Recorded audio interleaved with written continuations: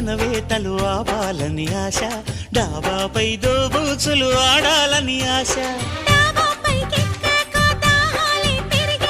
వెన్నెల్లో తడిశాక వెచ్చంగా మరిగాక, గుణకారం చేశాక ఘనకార్యం జరిగాక,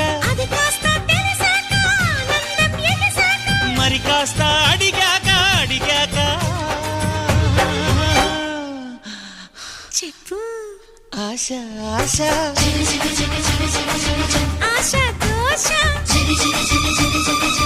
తీర్చే ఆశ,